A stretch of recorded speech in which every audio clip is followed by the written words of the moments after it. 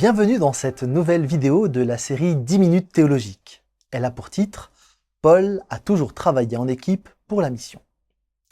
Lorsqu'on évoque l'apôtre Paul, on pense spontanément à une figure forte, presque solitaire.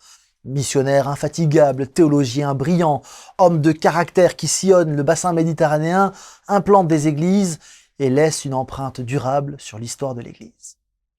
Pourtant, cette représentation est trompeuse. Paul n'a pratiquement jamais exercé son ministère seul. La mission pour lui n'est pas l'œuvre d'un héros spirituel, mais un travail d'équipe profondément communautaire. Dès l'origine de son ministère missionnaire, Paul est intégré dans une dynamique collective. À Antioche, en Acte 13, l'Église est réunie dans la prière et le jeûne. Je note au passage que ce n'est pas Paul qui se propose ni qui s'auto-mandate. C'est dans la prière que le Saint-Esprit parle à un groupe de responsables d'église. « Mettez-moi à part Barnabas et Saul pour l'œuvre à laquelle je les ai appelés. » Acte 13. Paul est donc envoyé avec Barnabas par une église après un discernement communautaire. Il y a là un premier élément à garder. La mission chrétienne naît dans la communion et non dans l'initiative individuelle isolée. Tout au long du premier voyage missionnaire, Paul et Barnabas travaillent ensemble. Ils enseignent, affrontent l'opposition, prennent des décisions, encouragent les communautés. Et lorsque cette collaboration s'arrête, Paul ne part pas seul pour autant. Il s'associe à Silas, puis aussi avec Timothée, il va s'entourer régulièrement de toute une équipe plus large. Si Paul est un leader, il n'est jamais un leader solitaire. Les équipes de Paul sont marquées par une grande diversité de dons et de fonctions. Certains sont enseignants ou prédicateurs.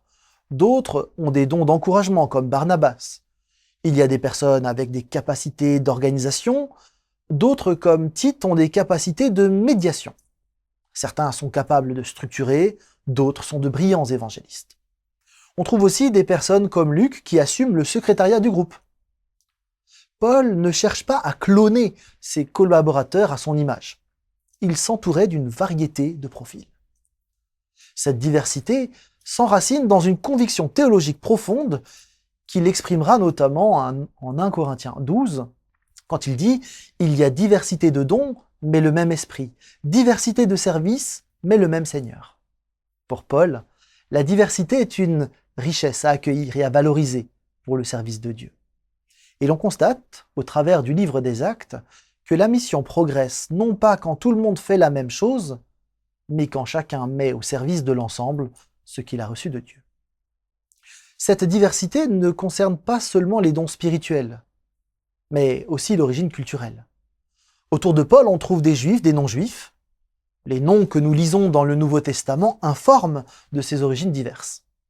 On trouve donc des citoyens romains et des non-citoyens, des personnes issues de contextes très différents. Pour Paul, il n'y avait pas de problème à travailler avec les uns et les autres.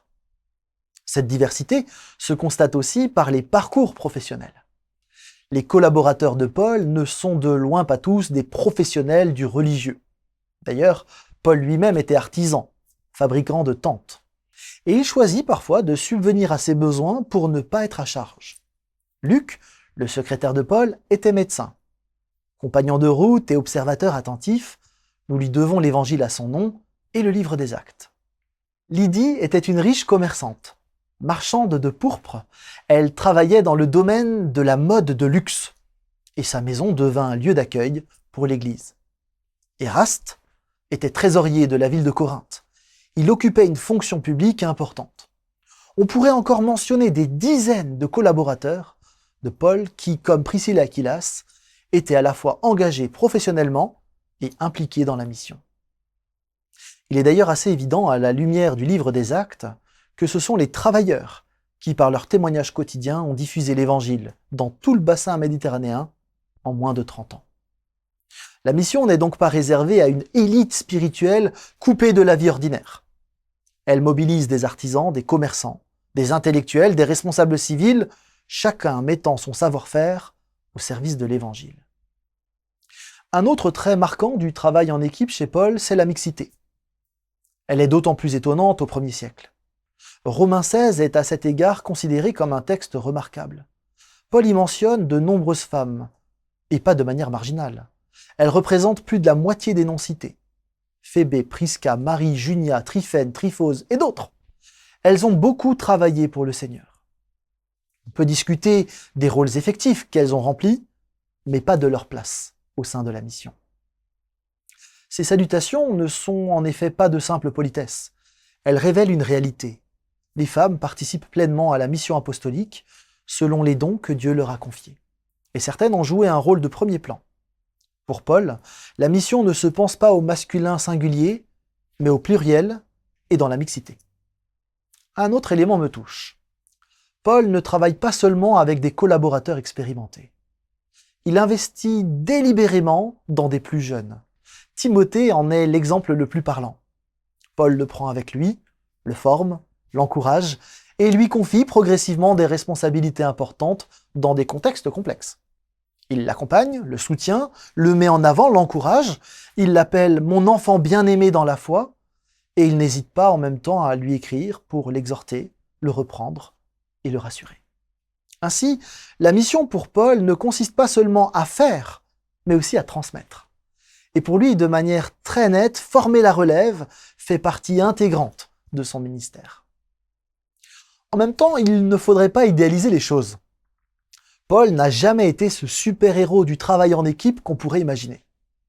On aurait tort de projeter sur lui une image lisse, héroïque et parfaitement harmonieuse de collaboration missionnaire. Au contraire, le Nouveau Testament est assez transparent de ce côté et ne cache pas les difficultés vécues dans le travail en équipe. Le parcours de Paul est traversé par des tensions humaines réelles, parfois douloureuses, qui révèlent à la fois les limites de son caractère et la complexité du travail collectif dans l'œuvre de Dieu. Dès les débuts de son ministère, la relation avec Barnabas, pourtant celui qu'il avait introduit auprès des apôtres et qu'il avait soutenu, quand personne ne lui faisait confiance, montre combien même des collaborateurs spirituellement mûrs peuvent entrer en conflit profond. Leur désaccord au sujet de Jean-Marc est si vif qu'il conduit à une séparation nette dans Acte 15. Non pas pour des raisons doctrinales majeures, mais à cause d'une divergence de lecture humaine et pastorale sur la fiabilité d'un collaborateur qui avait déjà abandonné la mission. Paul, exigeant, sans doute marqué par l'urgence de l'évangile et la dureté des voyages missionnaires, ne voulait pas prendre le risque d'une nouvelle défection. Barnabas, plus conciliant, plus encourageant, croyait en la restauration possible de Jean-Marc. Deux points de vue différents. Ce conflit, loin d'être anecdotique, montre que Paul n'était pas toujours facile à vivre, ni spontanément porté à la patience relationnelle, et qu'il pouvait privilégier l'efficacité perçue à la relation. À cela s'ajoutent les nombreuses désillusions, souvent discrètes dans le texte, mais qui ont dû l'affecter profondément. Il a vécu des abandons, des trahisons de collaborateurs. L'église de Corinthe et bien d'autres ont été cause de souffrance pour lui. Son ministère a été critiqué vivement et même a été méprisé. Quand on pense à tout le temps qu'il a passé avec les différents responsables de ces églises, ces critiques ont dû être violentes pour lui. De même, certains de ses collaborateurs l'ont profondément déçu. Démas, qu'il a abandonné par amour du siècle présent. Alexandre le forgeron, qui lui cause beaucoup de tort. Ou encore ses compagnons, dont il dit qu'ils les ont laissés seuls au moment crucial de sa défense. Derrière la figure de l'apôtre infatigable se dessine un homme qui a connu la déception, l'isolement, parfois l'amertume, et qui ne cache pas sa vulnérabilité lorsqu'il écrit « Tous m'ont abandonné ». Cette solitude n'est pas seulement géographique ou circonstancielle, elle est aussi intérieure, le poids de la responsabilité apostolique reposant souvent sur ses épaules, avec la crainte pour les églises, les incompréhensions, les critiques et les soupçons.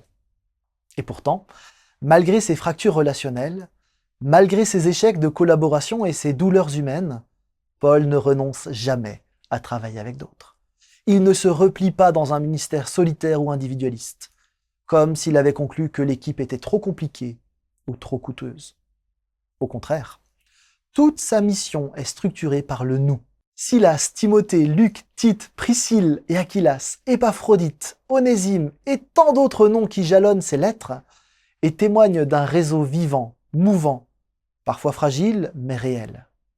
Même après l'échec avec Jean-Marc, Paul est capable, des années plus tard, de reconnaître sa valeur et de le réclamer comme un collaborateur utile pour le ministère.